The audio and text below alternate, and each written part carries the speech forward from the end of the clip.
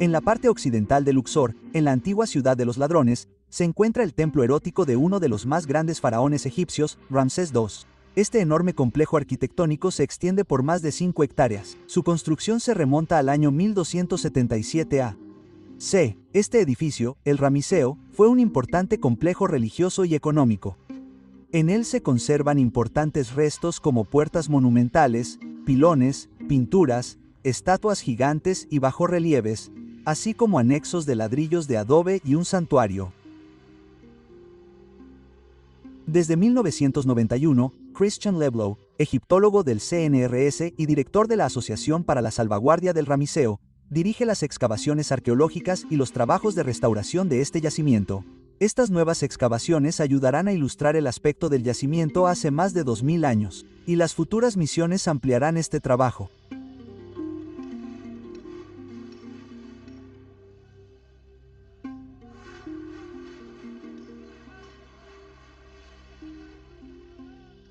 El antiguo Egipto siempre ha fascinado a los arqueólogos. Con 3000 años de historia en una sucesión de unos 300 faraones y 300 dinastías, Egipto está lleno de tesoros antiguos.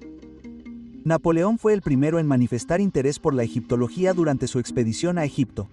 Posteriormente, algunos países occidentales como Alemania y Gran Bretaña también se interesaron por el pasado de Egipto, pero no se llevaron a cabo grandes trabajos de excavación. Su interés principal fueron los tesoros ocultos de los faraones egipcios, pero poco a poco, a lo largo del siglo XX, gracias a la investigación científica, se fue reconstituyendo la sociedad, la religión, la economía y la historia del antiguo Egipto y se fueron llenando los vacíos de la historia. La egiptología ha permitido al pueblo egipcio reclamar su identidad histórica y ha revelado el esplendor de su cultura.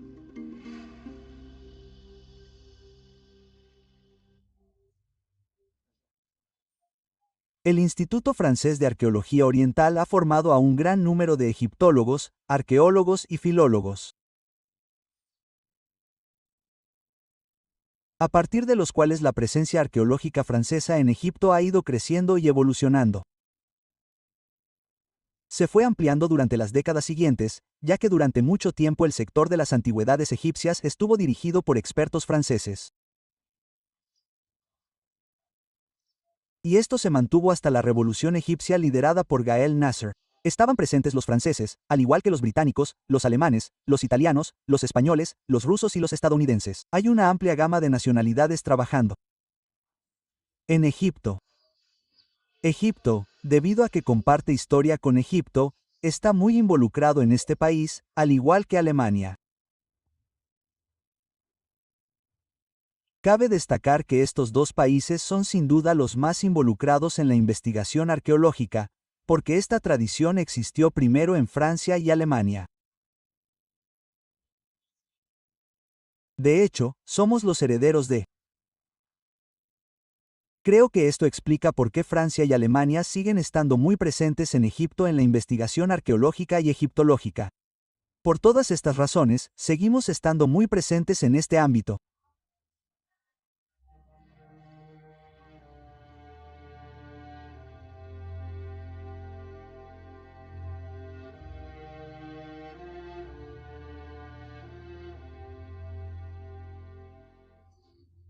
Los primeros excavadores que vinieron a trabajar en el Ariete descubrieron el sitio y luego exploraron muchas cosas.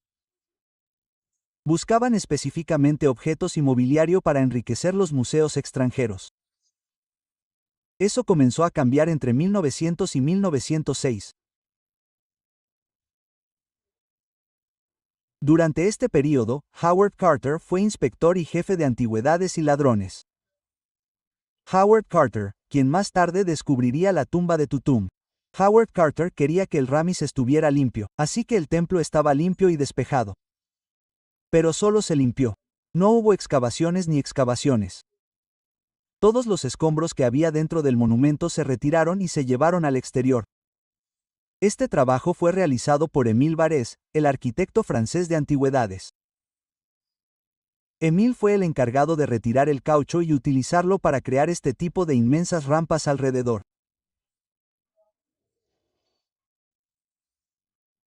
En ese momento, esto fue muy interesante, ya que fue uno de los primeros intentos de resaltar un sitio arqueológico. Los turistas podrían haberse sentado en los escombros y haber tenido una vista panorámica del templo.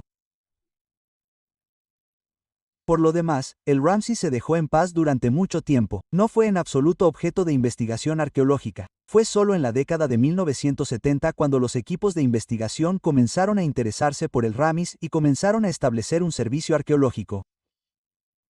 Todo esto siguió los pasos de exploradores y viajeros anteriores. A diferencia de las expediciones dirigidas por Bonaparte y Rossellini, todas estas personas acudieron al Ramis, hicieron observaciones. Las excavaciones propiamente dichas comenzaron en 1896. Cabe destacar que en aquella época la investigación científica se centraba principalmente en el descubrimiento de objetos bellos.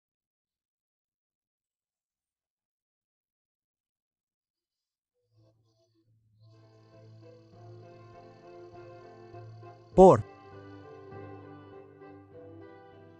supuesto, tras este periodo no se realizaron los primeros estudios hasta la década de 1970.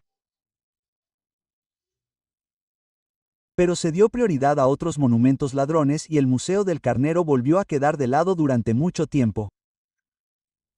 No fue hasta 1989 a 1990 cuando el monumento pasó a ser objeto de una investigación activa, y esta vez la investigación fue completamente sistemática. Esto significa que el monumento fue cedido y luego sometido a estudios arqueológicos en un intento de explorarlo de forma completamente sistemática, escaneando el yacimiento pieza por pieza, estableciendo un estudio arqueológico y arquitectónico de la totalidad del monumento. Estos trabajos comenzaron hace unos 20 años y están lejos de haber concluido, aunque ya se ha trabajado mucho en este edificio mediante excavaciones arqueológicas y estudios arquitectónicos, iconográficos y epigráficos.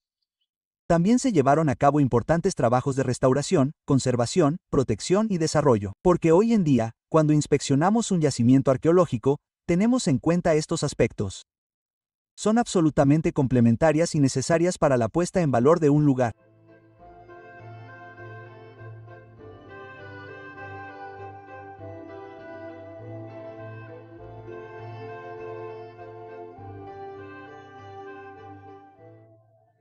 La primera descripción que tenemos de este monumento se la debemos al historiador griego Teodoro Cecilio. Durante su viaje por Egipto en el siglo I a.C., se detuvo en casa de unos ladrones y visitó lo que entonces llamó la tumba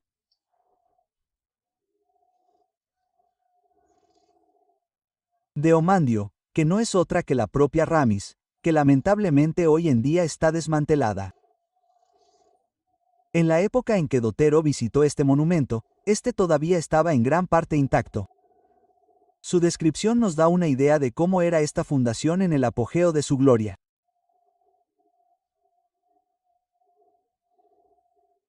Aquí se encontraba el primer pilono. Había un primer patio con pórticos.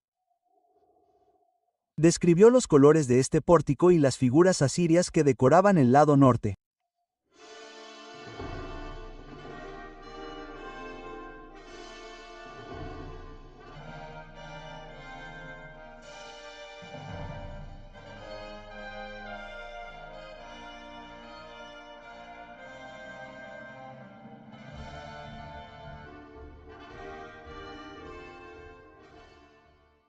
En este primer patio había colosos gigantes y majestuosos, describió el coloso de Andius, que es la tumba de Ramsey.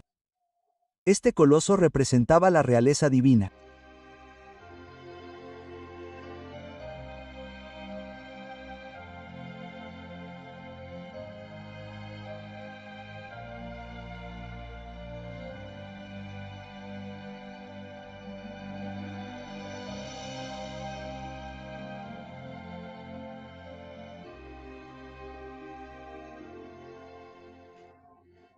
También informó sobre una estatua monumental de la madre del rey, la reina.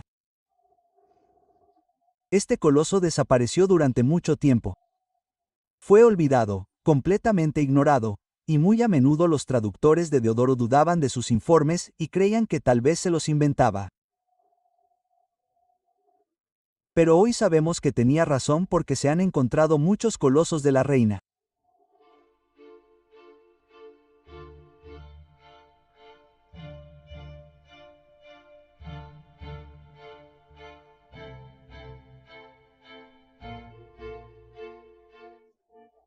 Las piezas de esta escultura aquí, hace un mes, estaban todas en el suelo. Lo mismo ocurre con todas las piezas del coloso que ven aquí al lado. Todo esto estaba delante y tuvimos que organizarlo todo. Lo organizamos en otro lugar, en otro sitio. Me alegro de haberlo hecho porque cuando llegamos por primera vez, no sabíamos cuántos colosos había.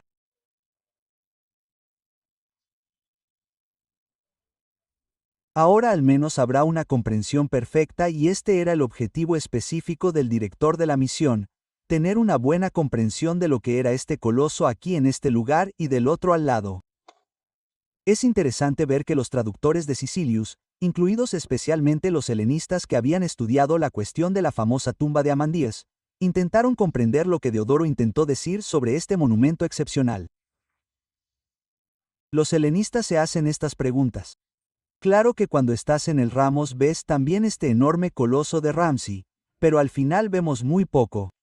De su madre no queda prácticamente nada. Dijo la verdad. ¿Fue su imaginación? ¿Se lo inventó? Finalmente nos dimos cuenta de que ese coloso sí existió y eso nos llevó a reconstruirlo según los fragmentos encontrados en el lugar. Este trabajo fue dirigido por Daniel Suisse este año y nos permite ver a la reina Tui, que es la madre de Ramsey II, reaparecer en el contexto del primer patio. Al final creo que al reconstituir la estatua, aunque solo sea parcialmente, la reina recupera su dignidad en el templo de su hijo. También rinde homenaje a Dodor Sicilius al afirmar que tenía razón en que sus escritos no eran inventados, que la reina era efectivamente la madre de Ramsey II en el complejo del primer patio.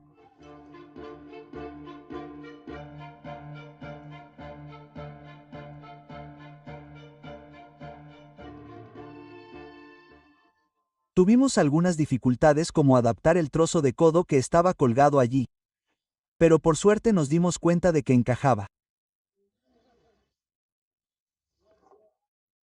Esto quiere decir que la parte que aquí se delimitó no existe desde la antigüedad desde el momento en que se cortó. También ayuda a entender cómo cortaron esto y esto facilitó la reconstrucción. Ahora estamos seguros de que no dejamos nada al azar en la interpretación. Había suficientes elementos para que pudiéramos establecerlo tanto en la piedra arenisca como en el suelo. Mientras volvemos a montar la escultura nos cuestionamos muchas cosas. Es un trabajo colectivo porque hay una escultura por un lado y el investigador por otro. Nos dimos cuenta de que había otros personajes a los lados y esto no lo habíamos notado al principio. Una vez montada la escultura, hicimos lo que llamamos una reconstrucción, es decir, es imposible reconstruir la estatua entera porque solo tenemos la mitad o tres. Pero para consolidarla y que las piezas aguantaran, tuve que construir un soporte detrás o al lado de la escultura. Entonces, estas piezas aquí son de piedra arenisca. Aquí mi trabajo es remover todas las partes que faltan de tal manera que se puedan distinguir las partes restauradas de las partes antiguas.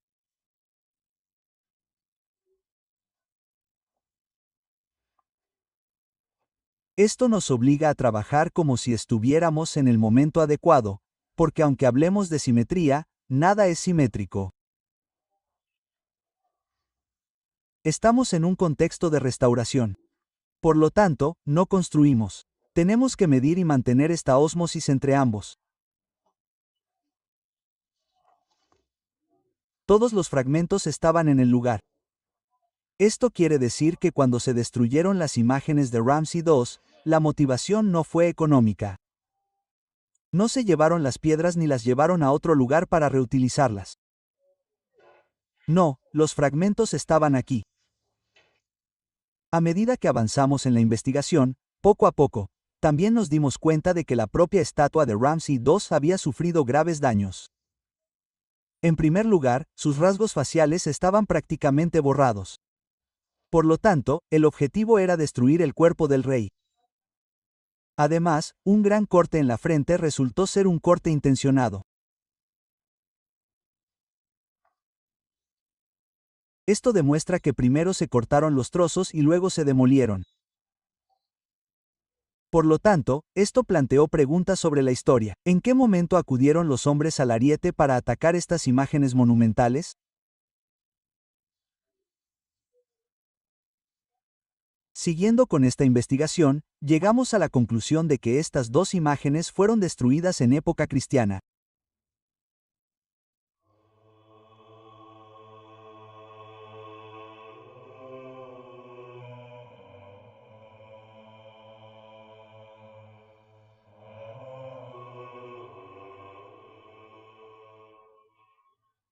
Sí que tenemos elementos que nos permiten volver a montarla y así completarla. Una vez que el pedestal esté completo, podremos volver a instalar los pies de Ramsey II en este pedestal. Hoy en día no están en su sitio. Por supuesto, hay que estudiar estos kalasai. ¿Qué representaban? ¿Qué representaban realmente para los antiguos egipcios? Sabemos que la imagen de Ramsey II era una representación divina de Ramsey II. De hecho, el coloso tenía un nombre. Se llamaba hijo del príncipe Anacos. Ese era el nombre que se le daba a este coloso. Era un objeto de culto, por tanto, una representación divina o una faceta divina de Ramsey II dentro del contexto de su palacio.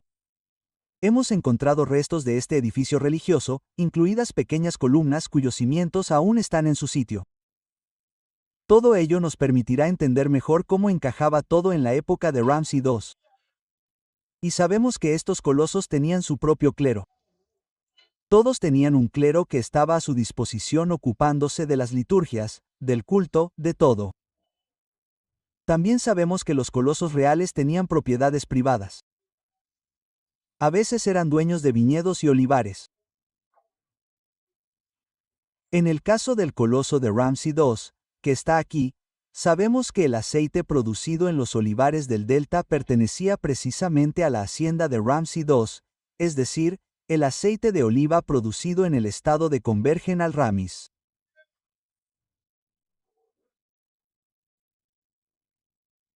Esto puede parecernos peculiar porque nos cuesta imaginar estatuas como dueñas de propiedades privadas de tierras de cultivo, viñedos y olivos.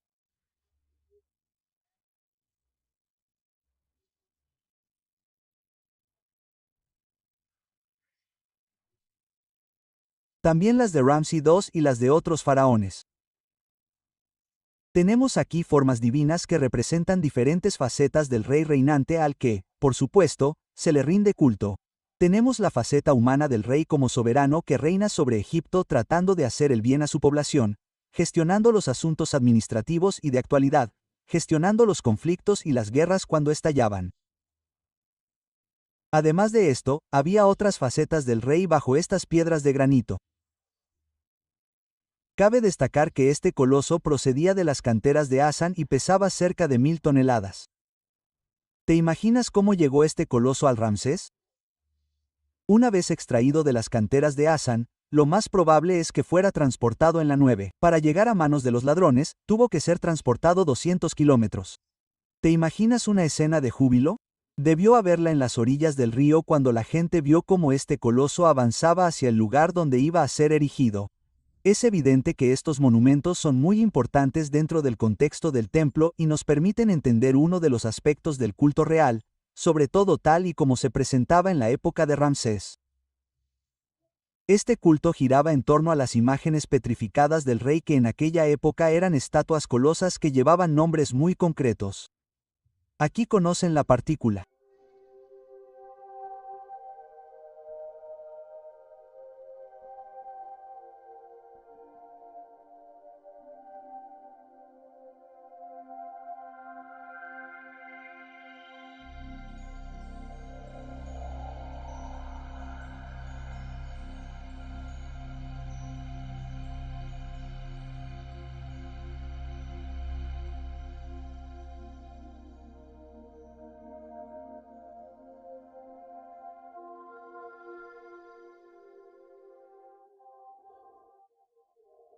La parte descubierta del Ramizam, el gran templo de Ramsey II, ocupa hoy una superficie de 10 hectáreas y esto no incluye todo lo que se alza ante este primer pilono.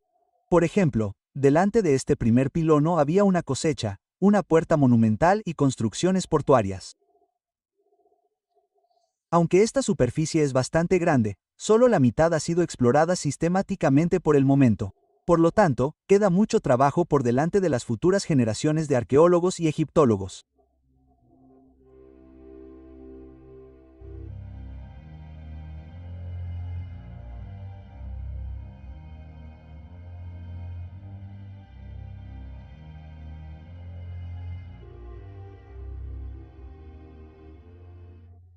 Estamos dentro de un edificio que fue construido enteramente en piedra. Había un complejo de anexos y edificios abovedados hechos de ladrillos de adobe. Todavía hoy se pueden ver varias bóvedas in situ. Se trata de los restos de bóvedas más antiguos de toda la historia. Estas construcciones abovedadas que rodeaban el templo por 3 de sus lados albergaban servicios administrativos, económicos y socioculturales. En relación con los sacerdotes que gestionaban esta fundación,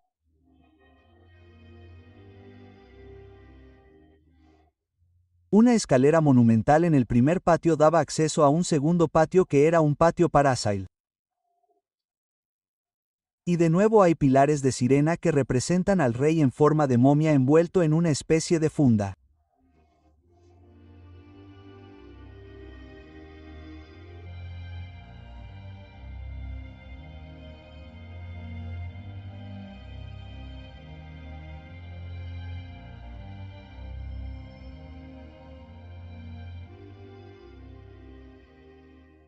Allí también había estatuas.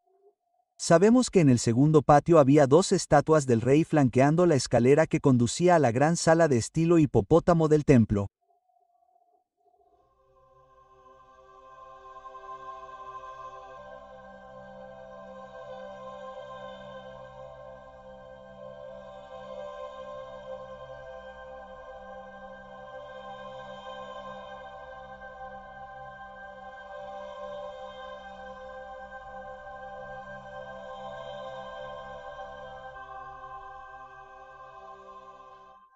Ramsés II fue una figura importante del imperio. Fue un gran rey, un gran faraón del nuevo imperio en el siglo XIII a.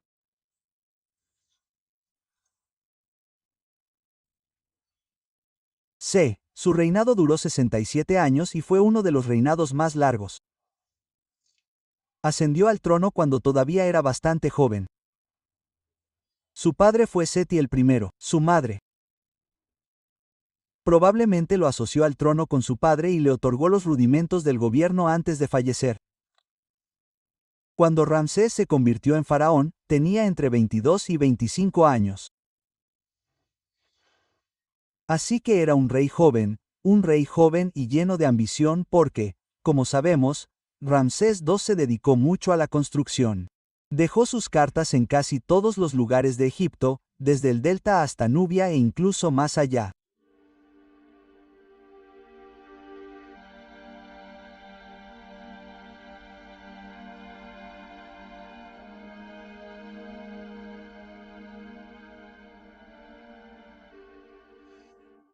Fue un constructor, pero también y sobre todo un rey guerrero.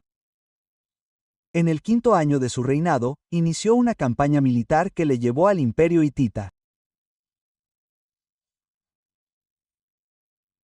Allí se topó con fuerzas federales y libró una difícil batalla en la que fue derrotado.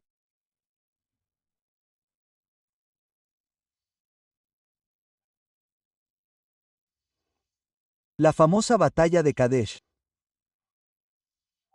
Y aún así siguió dirigiendo otras expediciones primitivas hasta el año 20 de su reinado. Estas expediciones le permitieron redefinir mejor las fronteras de su territorio. Egipto en su época era todavía bastante grande y mantenía importantes relaciones comerciales con tierras extranjeras.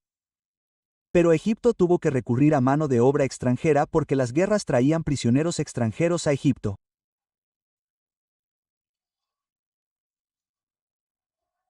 Estos prisioneros trabajaban en las canteras.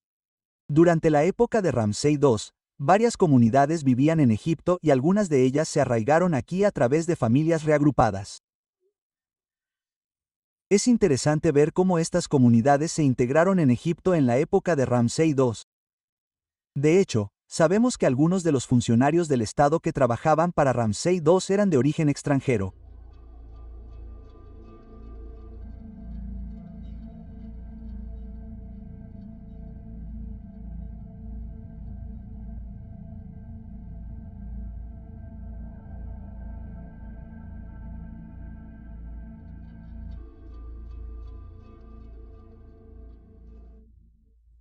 Ramsés II se rodeó de figuras brillantes.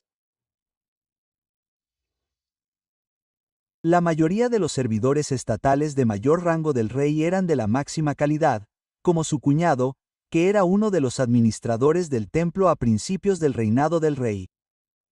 El Ramizam se construyó a principios del reinado del rey.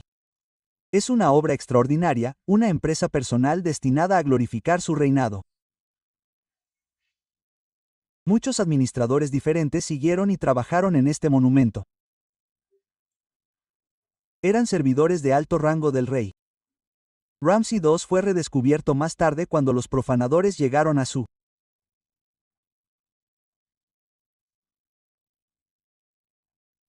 Durante la dinastía 21, el sacerdote llevó todas estas momias reales a un escondite, el famoso sitio de Dironik. Se encontraron momias de la época de Ramis, incluida la momia de Ramsés II, que hoy se encuentra en el Museo del Cairo. Esta momia fue tratada en Francia en 1976 porque los hongos habían comenzado a atacarla.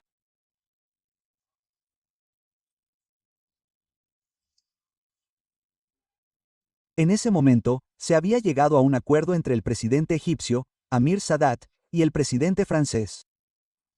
La momia fue enviada a Francia para ser tratada durante 6 meses y fue devuelta a Egipto en óptimas condiciones.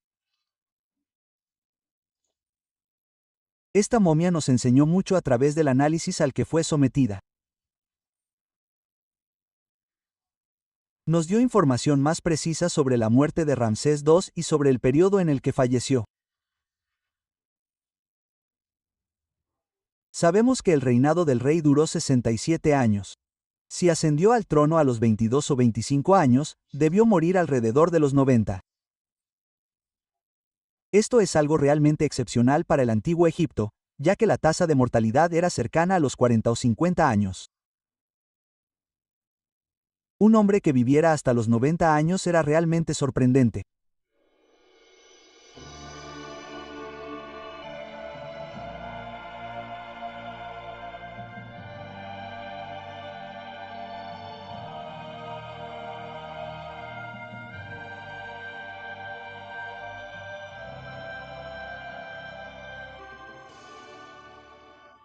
Está la arquitectura y también la iconografía.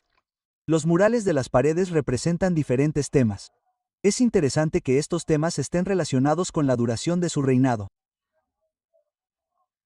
En estas paredes se extiende la propaganda real. Suelen girar en torno a 4 temas principales, entre ellos una figura militar que representa la guerra del faraón, mostrando las batallas que libró en tierras extranjeras.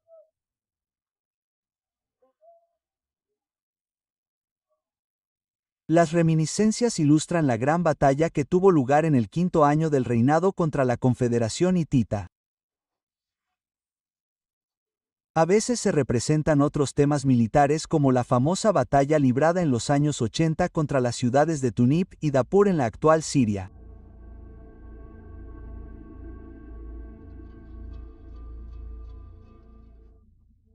Es cierto que Ramsey II figura en la iconografía e incluso en el famoso poema de Pento.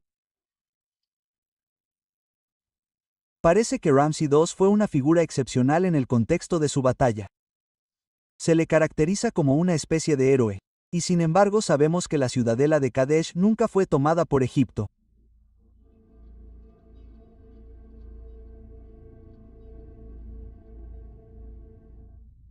La batalla que tuvo lugar dejó muchos muertos y heridos. Luego, en algún momento se produjeron conversaciones entre los hititas y Ramsey II y se estableció una especie de armisticio. Las fuerzas egipcias regresaron a Egipto y el pueblo hitita quedó en paz. Pero esto no significa que la guerra hubiera terminado.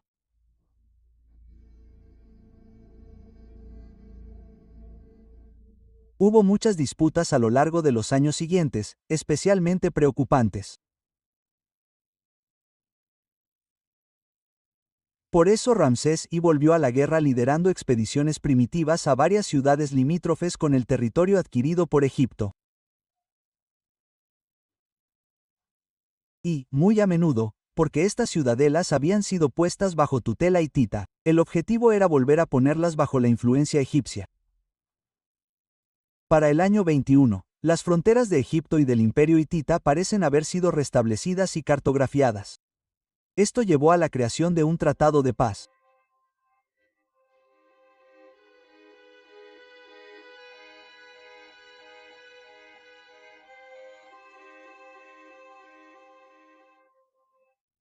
El tratado de paz firmado en el año 21 del reinado entre Ramsés II y II es muy interesante porque incluye diferentes artículos.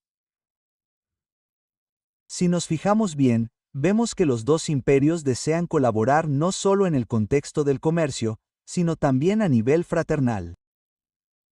Esto significa que si Egipto fuera atacado por una población extranjera, los hititas ayudarían a Egipto.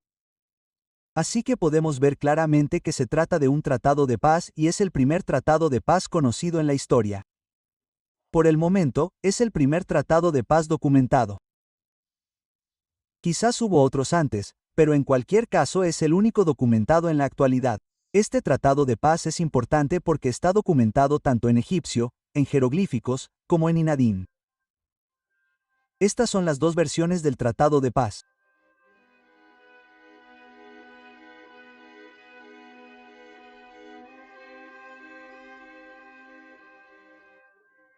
Hay otro tema más político.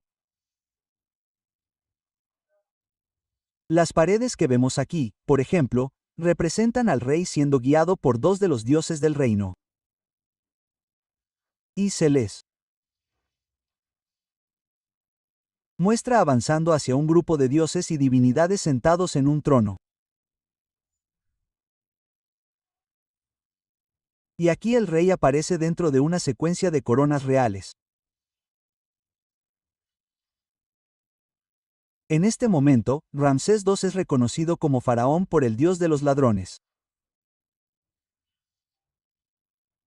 Esta pared aquí representa otro tema que se encuentra a menudo en el contexto del templo. Es el ascenso real. La coronación del dios por el propio dios Aman y la inscripción del acta por el árbitro divino. La secuencia está vinculada a la vida política de Ramsés II. O sistema de trabajo.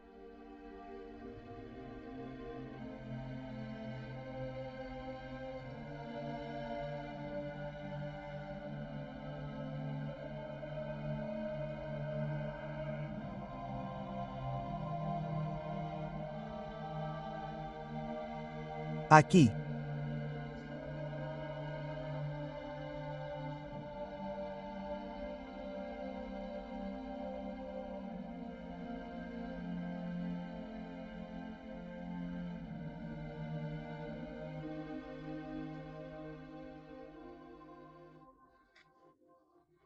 Estamos en una parte del templo que estaba cubierta. El templo también tenía áreas abiertas como los patios y los dos primeros patios del área de Ramsés. Aquí entramos en la zona más privada del templo. Cuanto más nos acercamos a las salas que dan al santuario, menos gente podía acceder a esta parte del templo.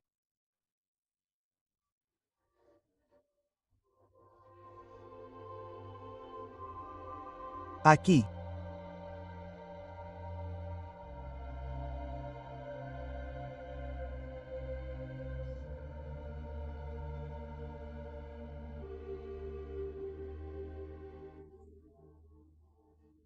Tenemos una sala de estilo hipopótamo que se conservó casi en su totalidad.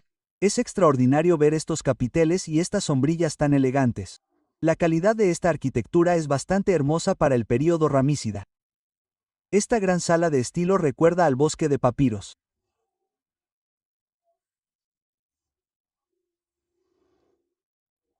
Esta sala daba acceso a una serie de otras. También había hipopótamos. Había otras tres que la seguían en fila. El Santo de los Santos, el santuario, estaba al fondo.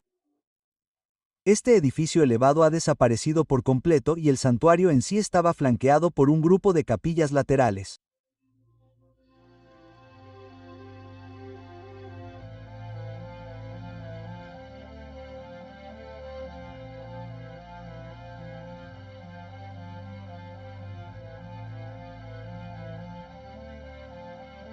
Aquí.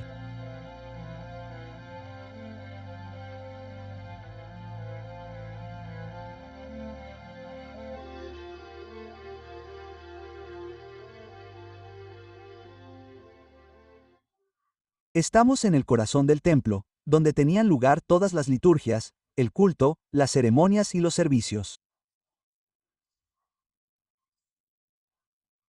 Había servicios diarios. Sabemos que las mesas de ofrendas debían prepararse para muchas veces al día. Hubo un equipo de sacerdotes que dirigieron estas construcciones desde el reinado de Rami hasta el final del período ramsida. Eso fue hasta que se abandonó el Ramis. Sabemos que este edificio fue abandonado en el tercer período intermedio, alrededor del año 100 a.C. y luego abandonado. Los sacerdotes de Letrán recuperaron el templo y lo utilizaron para otros fines.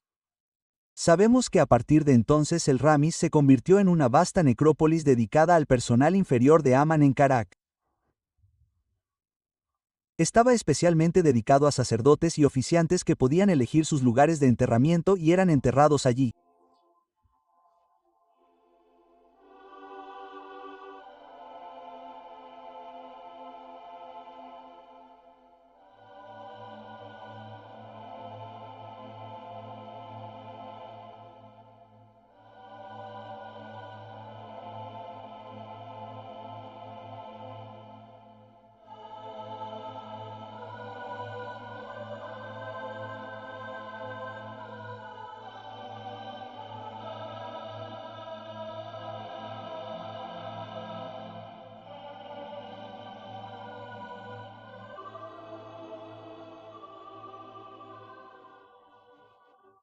El decreto de Teodosio cerró los templos e inició una guerra contra el paganismo.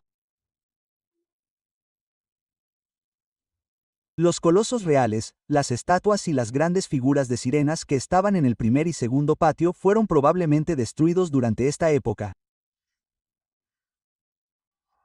Las cabezas de estas estatuas fueron cortadas casi por completo y las paredes fueron martilladas a fondo. Al adentrarnos en el templo, vemos que muchos retratos reales y divinos de príncipes han sido martillados.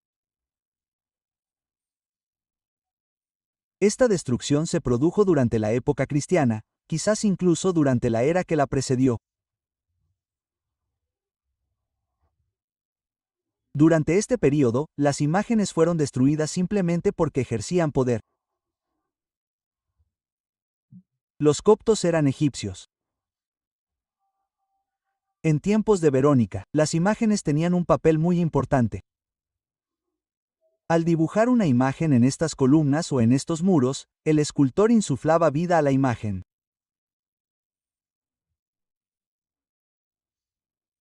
Estas imágenes ejercían poder. Y era precisamente este poder el que querían destruir en tiempos cristianos. Las partes activas de las imágenes debían ser destruidas. Por eso, a menudo atacaban los rostros, las manos, los brazos, los pies y las piernas, todas las partes de nuestro cuerpo que se consideran activas. Al destruir estas partes del cuerpo, destruían los poderes mágicos y negativos de estas imágenes. Si de esto se trata.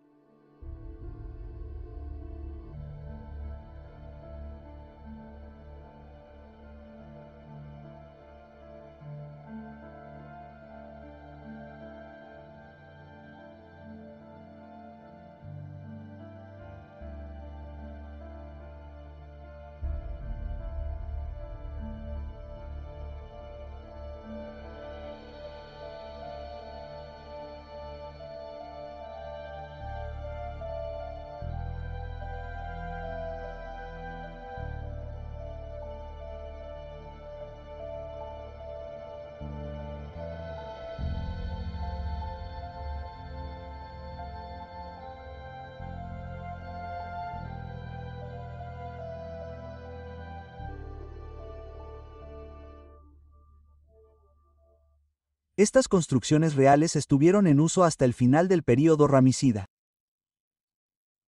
Hasta el colapso de la institución de la realeza. Hacia finales de la dinastía XX, las tumbas reales y los ladrones fueron eludidos y la estructura de poder existente desapareció. Fue entonces cuando el sacerdote de Amón ascendió al trono.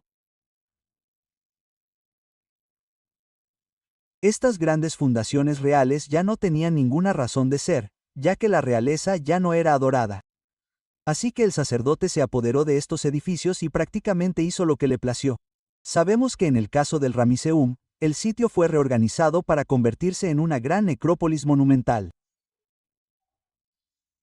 Los sacerdotes y sus familias fueron enterrados aquí. No solo dentro de una parte del templo, sino también en los almacenes y en los caminos procesionales. Hay todo un grupo de parcelas funerarias que debemos tener en cuenta en el contexto de nuestras excavaciones. Ante ustedes.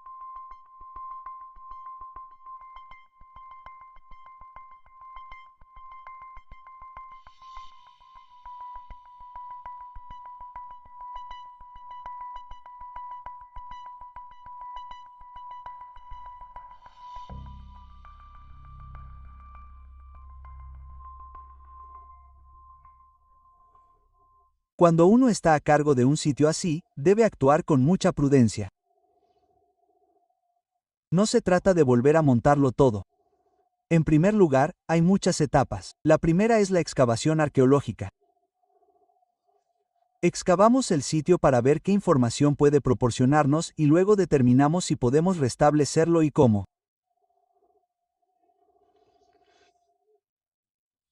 Aquí estamos tratando dos aspectos: el monumento de piedra, el templo en sí y el complejo de adobe de los edificios económicos.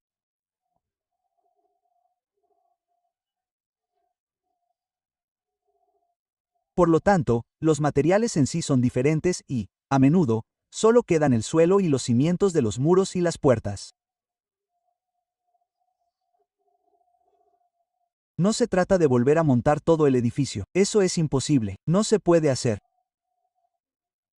Solo podemos indicar o sugerir cómo se construyó según los cimientos. El trabajo de restauración debe dejar margen para la modificación.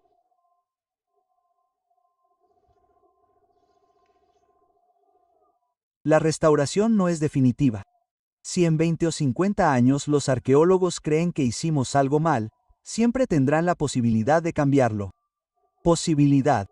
Es imperativo que la restauración sea reversible. Eso es esencial.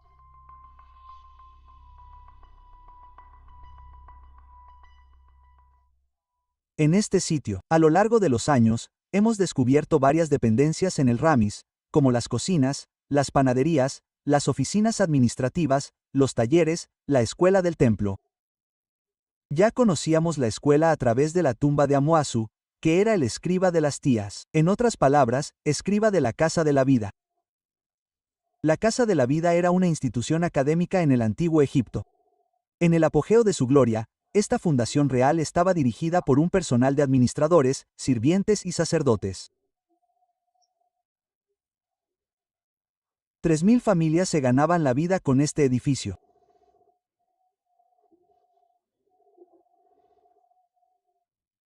Esto ilustra el impacto que estos edificios reales tuvieron en la población que estaba al servicio del rey.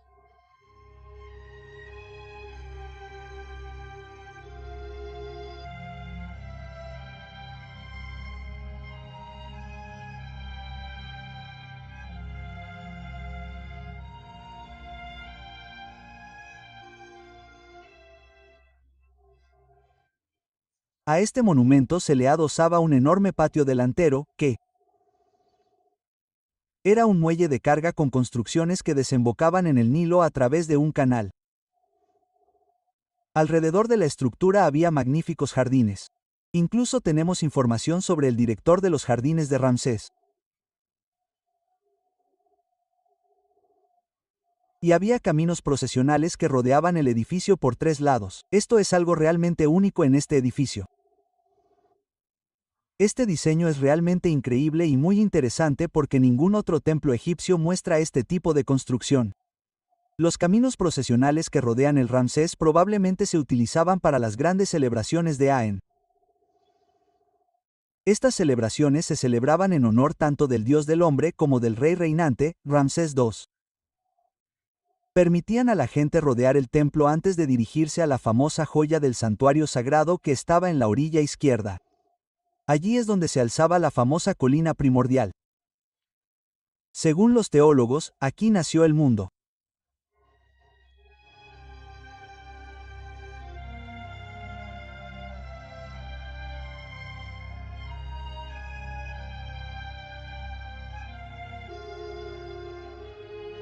Como podemos ver, la historia del Ramsés se puede reconstruir poco a poco después de cada misión. Pero la restauración no compensará la pérdida de imágenes sagradas, ni la pérdida de estatuas o piedras. Los arqueólogos se preocupan naturalmente por la restitución de tesoros robados o desplazados, incluso si los saqueadores y los museos del mundo occidental tenían las mejores intenciones al desplazar los tesoros. También está la creación de lo que más tarde se convertirían en nuestros famosos museos. Entre 1815 y 1816 ocurrieron acontecimientos interesantes en Egipto en esa época. Hubo lo que llamamos la Guerra de los Cónsules.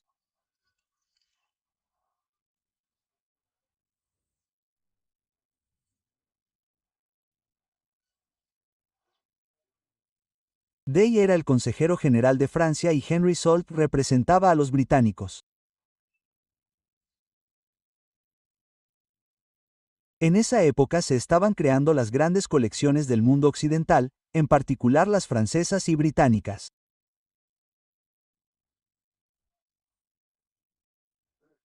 Estas consolas recurrieron a agentes que recorrieron el país para identificar los restos arqueológicos más bellos, aquellos que probablemente se convertirían en piezas centrales del museo. En 1816, a petición de Salt, un hombre llamado Bellone visitó el Ramis. Su misión era llevarse el busto de una estatua que estaba en el segundo patio del templo. En ese momento, se creía que la estatua era mía. Realizó esta operación en julio de 1816. Tomó este hermoso coloso del Ramis, lo embarcó hasta Alejandría y desde Alejandría fue enviado a Inglaterra.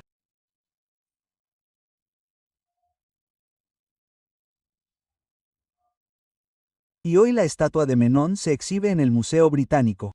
Es una de las piezas centrales del museo.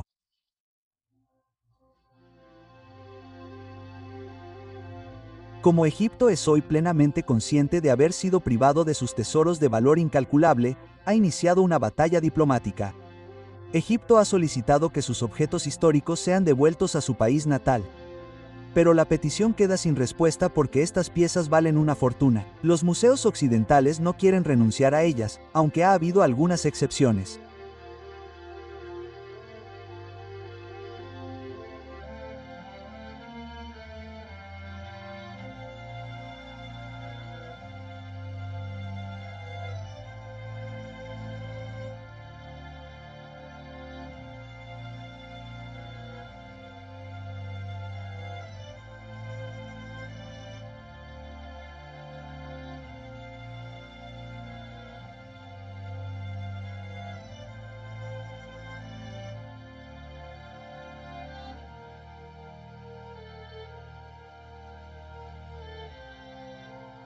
Aleluya.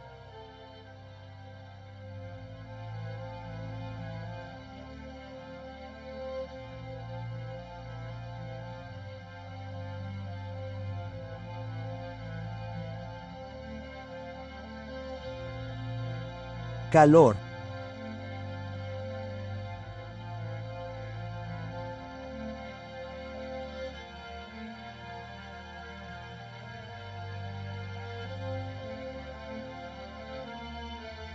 Calor.